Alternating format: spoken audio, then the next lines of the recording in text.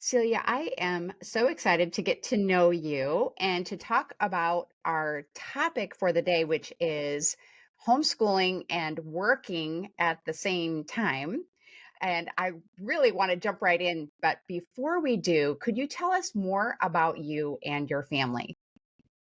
And thank you so much for having me, Melanie. Again, my name is Celia Zamora. I am currently the director of a nonprofit organization, which is called ACTFul, which essentially empowers and advocates language educators and language learners to make sure that we are being raised and promoting a multicultural and multilingual country. So that's kind of what I do. I am 100% remote. So it really does help in terms of being able to kind of block off time on my schedule and be able to homeschool. I am homeschooling my one and only son. He's 9 years old. His name is Jude Francis. And we live in Tampa, Florida. We lived in DC for 10 years and recently relocated almost 3 years ago. And I have been homeschooling him on and off for about 4 years. We did have a few months in between that we put him back in public school during our move because it was just a lot to try to figure everything out. But that really solidified our decision to homeschool because when we put him back, we said nope. And then we took him back out of public school and put him in homeschool again.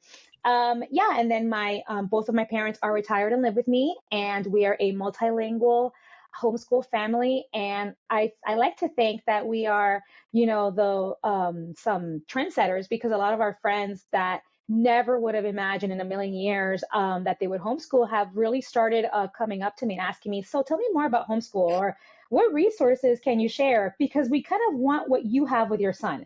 So definitely leading the charge as a boss mom director and also as a homeschool mom and baseball mom too. So All right. Well, I love it. So you mentioned that you put your son in school and thought, nope, we're going to go back to homeschooling. But what made you decide to homeschool initially? right. So I was an educator for 15 years. I had taught K through 16. I taught university. I taught public school, private school, everything.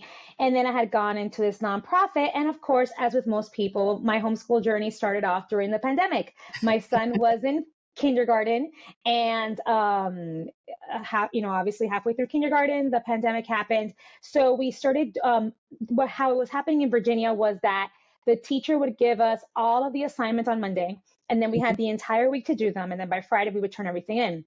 I would sit down with my son to do it, and we realized that everything was completed that same Monday. So all of a sudden, we had Tuesday through Friday of not doing anything. So I started kind of, using my educational background to, create new things, make it more engaging. And then little by little, I realized that he was just going so fast that all of these things that, and mind you, I had never thought twice about what he was learning in kindergarten. I just figured, like that's par for the course. I'm an educator.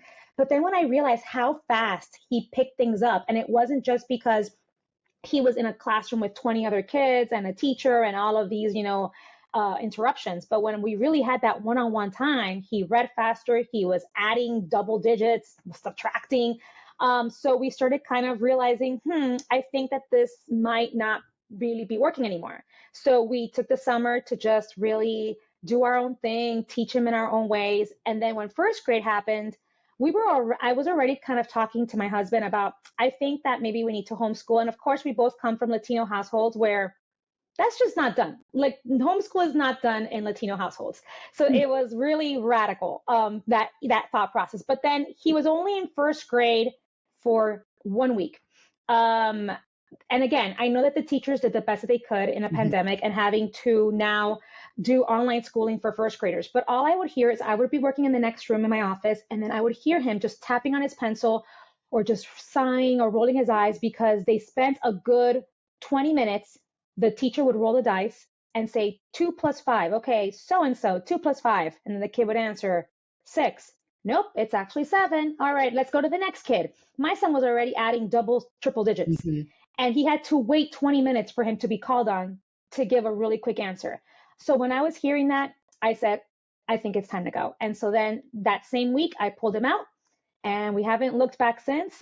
We did have like that second grade when we moved down here. that I thought that it was going to be impossible, me being a director, because I had just gotten promoted. I thought it's going to be impossible for me to be director and to homeschool him. So we're going to have to put you back and moving. That year, he regressed in everything that we Mm. learned. I mean, he was regressing. He was starting to, I mean, there were a lot of issues. So at the end of that school year, we said, we're taking you back out. And yeah, and that's it. And we ask him every year, do you, I mean, we always tell him, this is your journey. Do you want to continue homeschool? We sit down and we give him the pros and cons. Do you want to continue homeschooling? And he's the one that says, absolutely, I do. I'm not stupid. I want to continue homeschooling. I don't want to go back. So that's how kind of the Mhm. journey has been. Yeah. Wow. Um, I wonder if parents, besides the pandemic, I just wonder if parents would have had the same type of reaction if they had the opportunity to just see inside the classroom, focused on their particular child and what was going on with their child, if they would have come to the same Right. conclusion that you did. And I imagine that many would have. Especially how things are now. I still keep in touch with a lot of my former colleagues that are educators, and in my current position, I speak to a lot of educators out there. And the things that are currently going on in the classroom, I mean, we have a national teacher shortage, which means that Mm, classrooms are packed to the brim, or if not overpacked. Teachers are quitting every week. mm, Or they just have people that are not necessarily qualified to teaching. And so then a lot of these kids are coming. I mean, I had one of the baseball moms tell me, my son is in two AP classes and he hasn't written an essay and it's January. Isn't that weird? Yeah, of course it's weird. That is very weird. mhm, But I just feel like right now they just want some warm bodies in the classrooms. mm. So I think that now more and more parents are realizing what's going on in their classrooms and how it's not okay. And then, of course, we see bullying and all of these other things that are happening in the world that I think it's starting to make parents pay more attention than when we used to. Right. And I think what you just said right there is a good segue into what I want to ask you, which is, um, if you are a working mom, however, I think, your initial thought is going to be what yours was. Hey, there's no way I can do this. There's no way I can work full time, especially full time, and homeschool. So, why do you think that working moms should consider homeschooling anyway? I think that as working moms, we balance so much. We have some skill sets that I think not every working parent has. Really, the idea that we're balancing a full-time career and everything that goes on at home and being the mom, which is tends for the most part tends to be like that go-to parent for everything. So the fact that we can balance all these things show us that we're very good at organizing and balancing and really juggling a lot of things. So I think you tend to prioritize the things that are important to you. And of course, homeschooling as a full time professional does come with sacrifices. So there are times that I would like to sit down and read my book after a long day, but I do know that I have to make sure that I'm on top of my son and making sure that things are getting done and that I have all of his evaluation portfolios done. And I mean, there's a lot more that comes into like the emotional and mental load, but I think that you prioritize what you want to prioritize. And as a working mom, what I see, I oversee a department of 9. And my husband is a director of engineering and he oversees a big department as well. And what we see that are coming out of these public schools, people that don't know how to write an email, people that don't know how to organize their time, they don't know how to prioritize, they don't know how to make a task list, they don't know how to cook a meal or fold their laundry or be able to enact critical thinking. Everything is a lot of hand holding. And in fact, my husband and I were talking about the other day that his one of his managers said, I want you to micromanage me.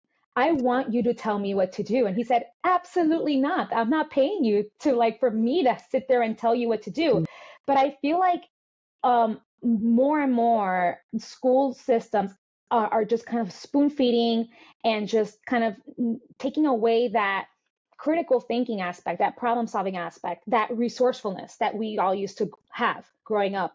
mm, Um, mm, so I think that as working moms, we can see what's currently missing and what's lacking in our workforce.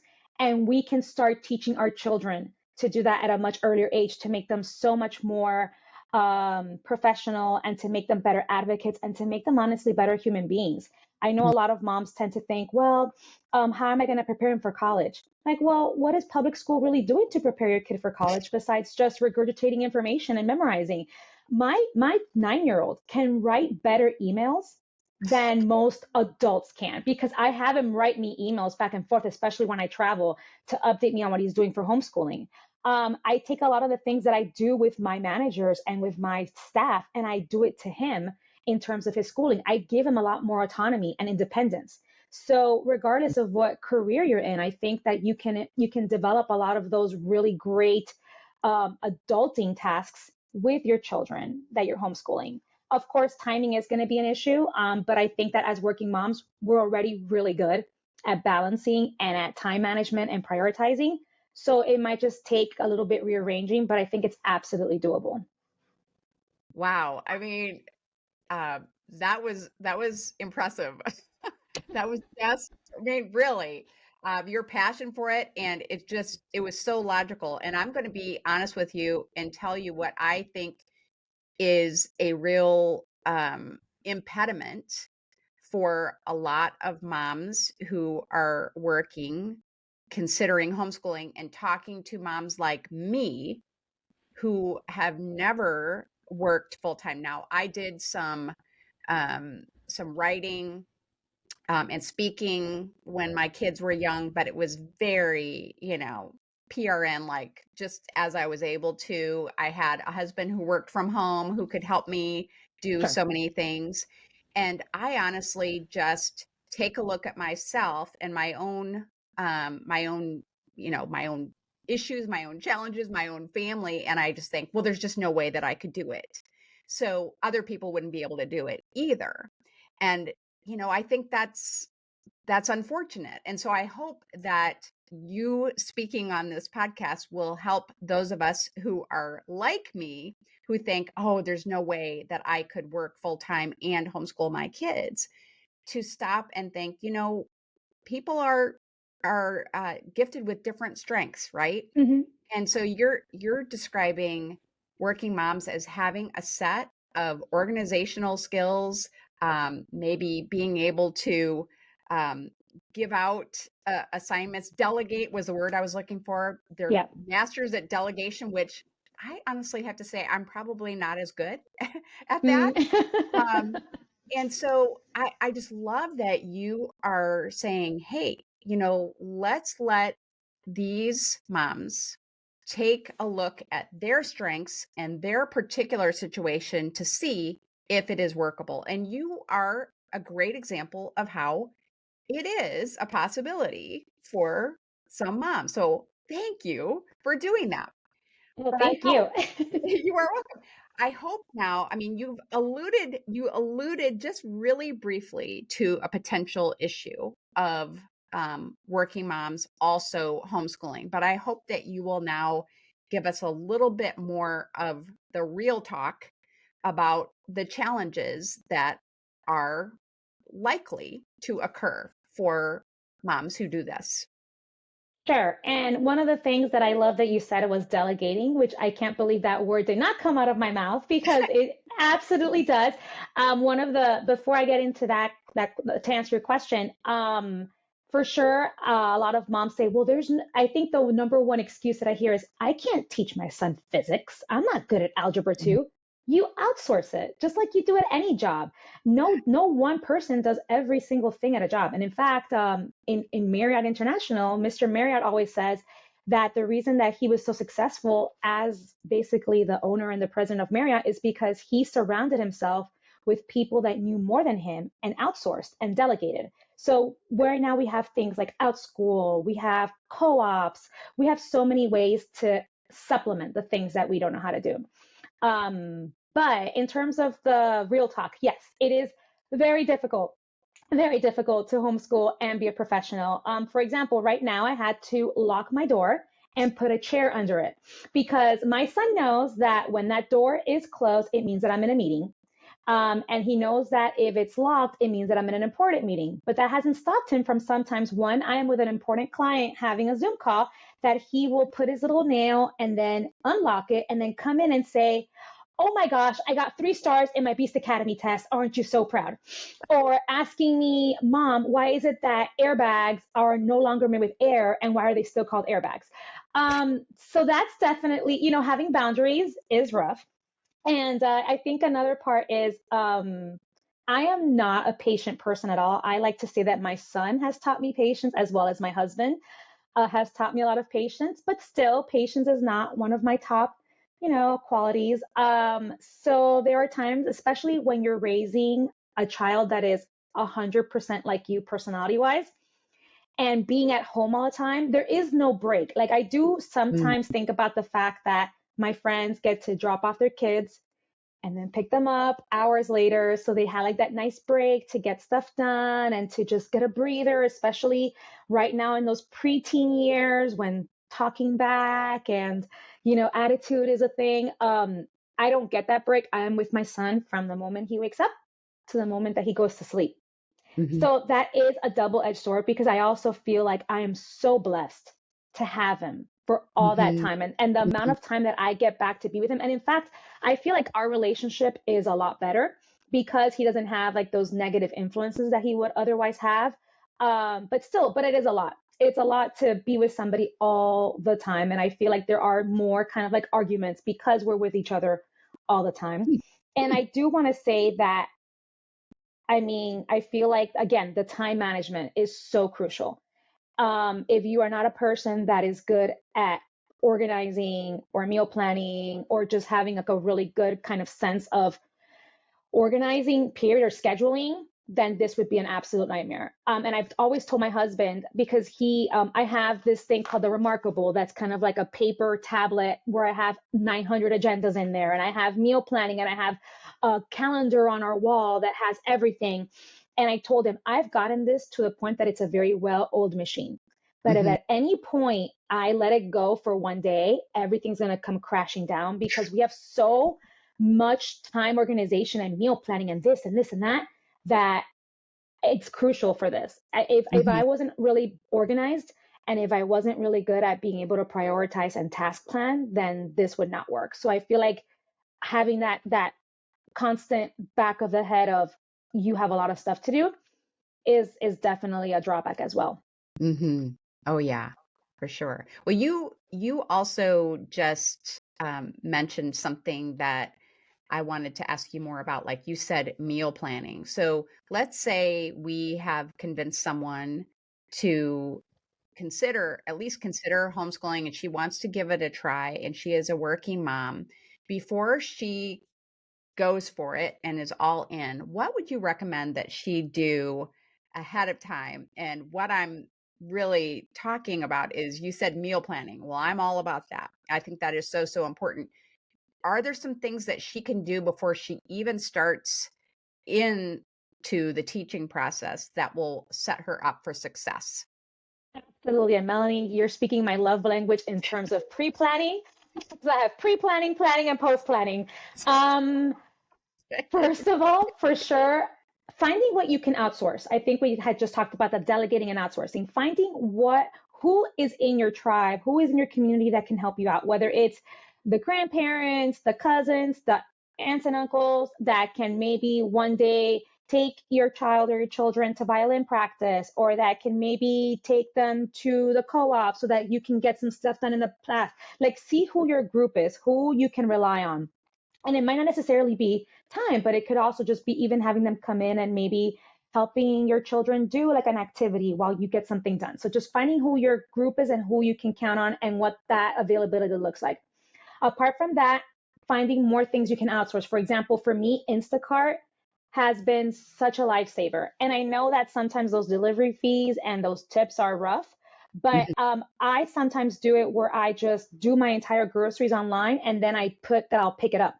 And then on the way back home from baseball practice or violin practice or bass or what, anything else, I will just pass by and have them put it in my trunk and then I go home. And that already saves me a good, what, 2.5 hours of having to sit there and think about these things, as well as having meal planning. I live by meal planning, especially because in this economy, it really gets the most out of your groceries so that you're Mhm. not wasting a lot of fruits and vegetables or things that that get spoiled easily. So if you already come up with a good list, and I mean, the internet is just an amazing place. TikTok too, where they can tell you here is how you can plan 5 meals, or even honestly, ChatGPT. If you tell ChatGPT or AI, the my kids are picky, so these are the things that they won't eat. These are the meals that they like. We are a family of five. I have this much budget. Can you please give me lunches and dinners that are very, very, healthy, nutritious, that follow these guidelines within this budget? It'll give you all the meal plans plus the recipes plus a grocery list. I mean, leverage, and that's part of outsourcing too. Mhm. So, as many things as you can do beforehand to just maximize your time and using that time for the priorities, which are spending that one-on-one time with your child and so forth, is really good. I would also say that I used to do when I was a teacher something called bell work. That when the students would come in the first 5 or 10 minutes of class, while I was taking attendance and picking up homework, I would have them do some sort of independent learning. You Mhm. can do that at home too. Start finding out the things that your kids like. For example, my kid loves puzzles and he loves Sudoku. So we have like a little morning basket where he knows for a fact that if I need 10, 20 minutes to just get my stuff in order or get coffee, then he can just go to that morning basket, pull out his Sudoku, keep working on a puzzle that we're doing once a week together. We have a game of Scrabble that's perpetually on our table Mhm. that it doesn't have to be a one sit down and do it. Like we know that we pass around and it can take us a week to finally, finish Scrabble. But those are things that he can do independently that he doesn't need me for, that buys me some time to be able to either get my affairs in order, get into a meeting and so forth. Mhm. Yeah, that is very good. Um, I just watched a video about ChatGPT giving you giving you recipes and grocery lists, and I just Yeah. thought, "What in the world?" Pretty impressive. Yeah. And, there are so many ways I think, just kind of jumping off from what you said, that I think you could tailor your schedule. I am continually amazed by the homeschoolers who interact with us on Facebook, on my Facebook page, and they say, we start school at 3 in the afternoon, or Mhm. we do school in the evening. And I was just thinking, if you are working regular work hours, you could absolutely get your kids started before you go into your work day and get them, teach them something and then get them doing independent work. I do think that there are a lot of creative strategies that can be used to help you. But I'm hoping that you can give us even some more tips for how do you save your sanity when you are a working homeschool mom? I just did a whole article on self-care and the importance of self-care. I mean, do you make time for self-care, for example? Absolutely. So one of the things that I've started doing, and I think you can see in the back of my wall, is I started running marathons, and started running half marathons, 5Ks, 10Ks, and full marathons, just because it was the one time that I was 100% interrupted. That I could go out very early in the morning, and my husband and I do it together. So we wake up at 5 in the morning and we just run. And originally it was listening to music. Then it was listening to podcasts, including yours, and all the homeschool podcasts would be during running. And then it was audiobooks. And now I find myself sometimes running in silence because it's the Mhm, only time that I don't have a Zoom call, a Teams call, my husband or my son calling me. It's just mhm, myself with my thoughts. I mhm, have made it a point this year to at least give myself half an hour of reading a day. And I like mhm, that I have a little habit tracker that I actually check it off because it's very easy. And mind you, the books that I've been reading, for example, the one that I have right next to my desk right now is a homeschool book, A Successful Education. But I also like the fact that instead of being on TikTok or instead of doing something else like being on my phone, I'm forcing myself to spend half an hour reading on something that fills my heart, fills my mind. And I think that one of the best books that I read were the Four Agreements, and that mhm, is where I think that the biggest thing that keeps my sanity is the question that I always ask myself: is what I'm doing control, or is what I'm doing care?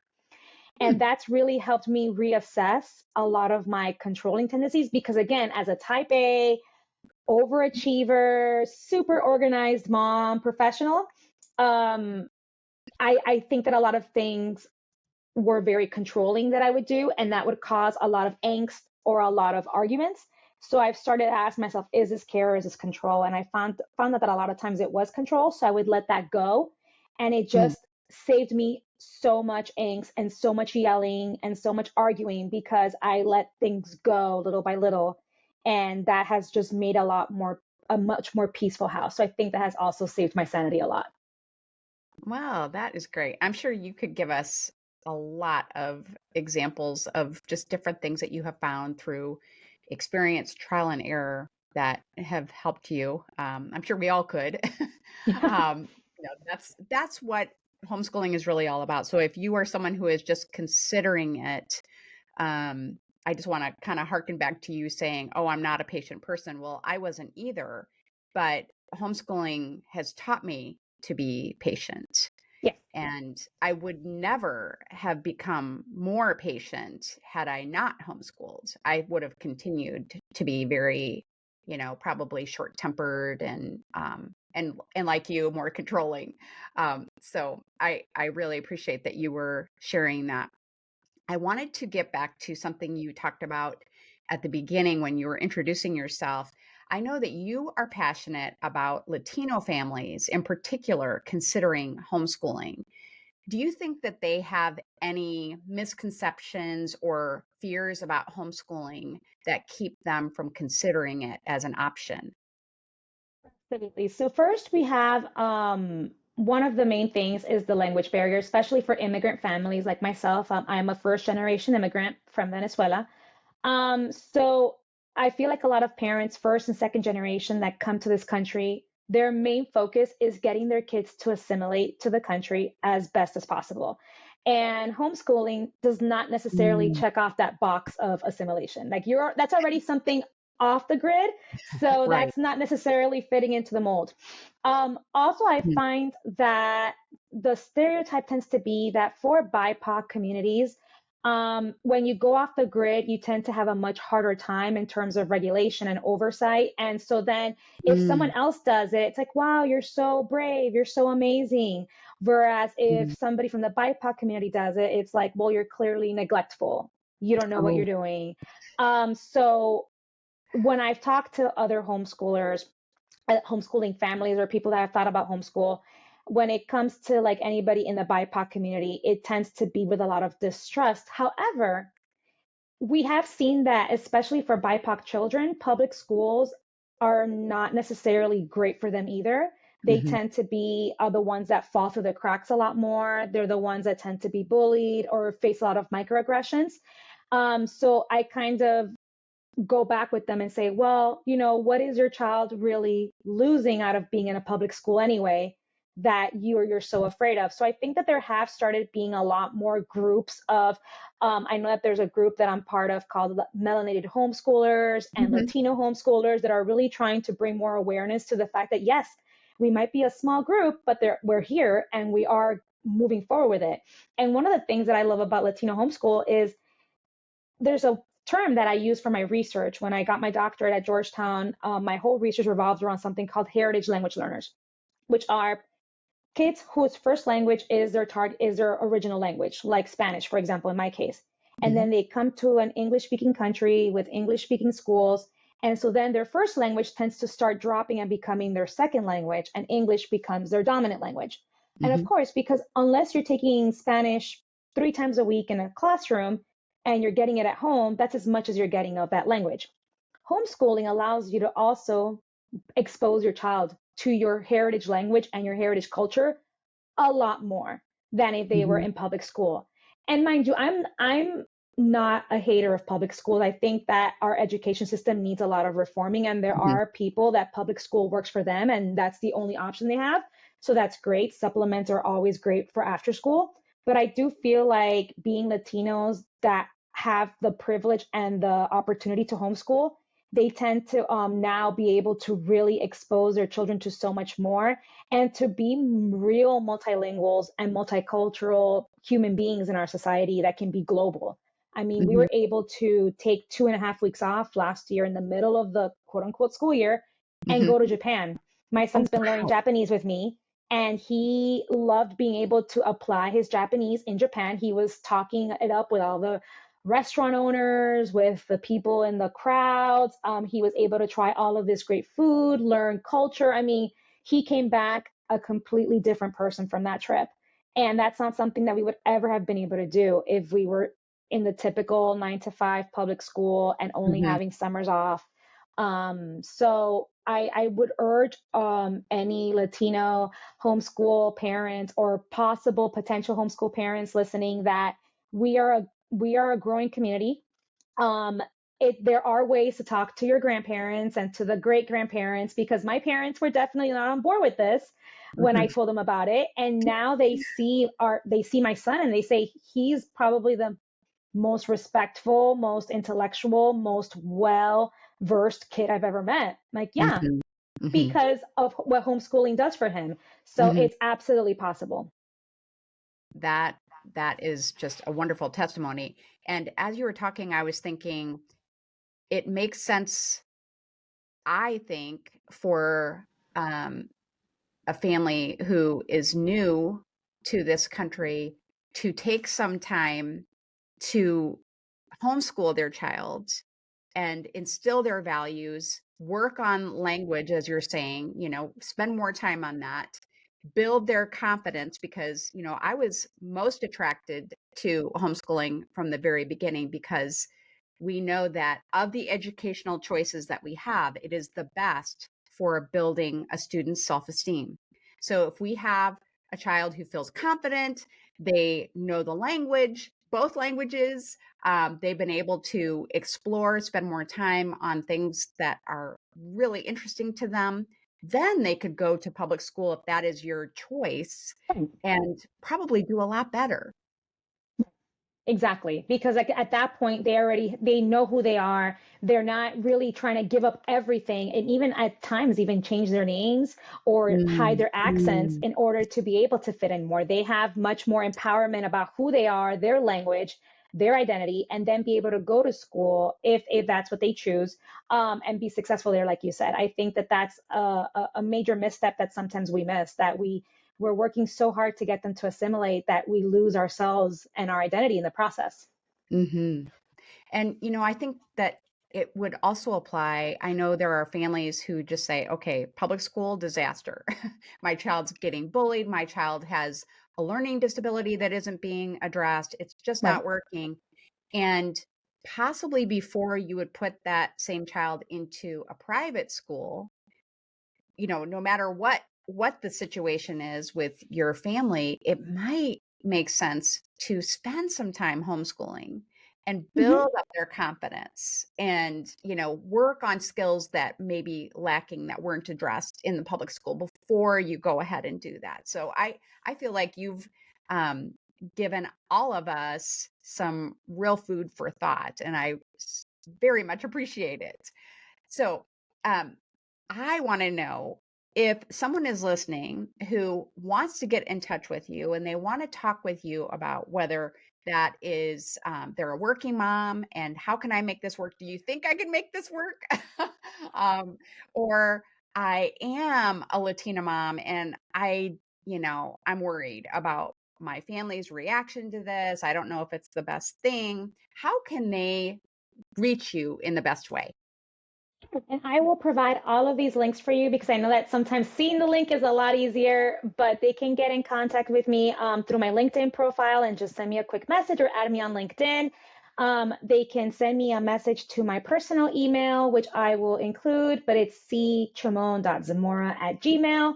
And my organization, again, is called ACTFL, ACTFL.org. And you could easily find me there. And in fact, we are one of the main focus points for this year for my organization is to work on providing a platform for homeschoolers, for homeschool parents who are interested in either cultivating an environment for multilingual homeschoolers, or that they are already multilinguals and how to be able to continue that. So we're Mhm. trying to come up with resources on how to best educate, how to teach a language, how to acquire a language, even when you yourself don't speak that language, or how to be able to access resources that you can outsource language learning. So they can obviously go to that website and find me there and send me an email there, or I will provide those other resources as well. Wonderful. And I will add all of that information and the links to the show notes for this episode. Well, Celia, this was really a pleasure for me. Thank you so much for reaching out to me and letting me know that you have this passion and this information to share with our listeners. And I know that people have really enjoyed getting to know you. And thank you so much for having me. And I am so excited to continue listening to all of your episodes too. So, because we always keep learning. So, That's right. That's right. We do. All right. Well, thanks again. thank you.